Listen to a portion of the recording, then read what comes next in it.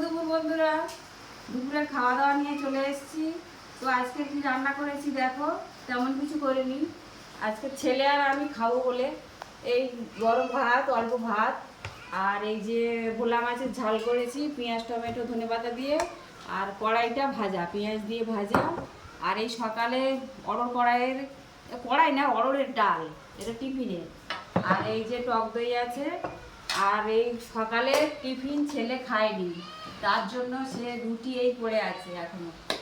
তারপরে বললাম যে সেই যে গোলা রুটি সেও রয়েছে এখনো ফ্রিজের মধ্যে। ছোলার ডালও মানে রান্না করা রয়েছে।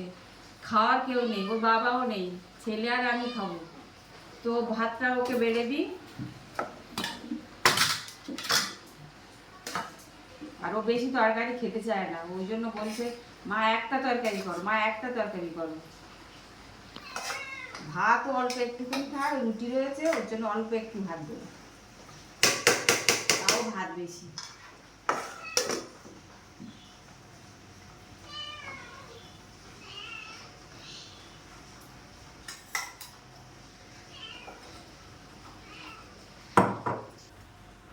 আমরা খেতে থাকি, তোমাদের সঙ্গে আবার পরে দেখা হবে।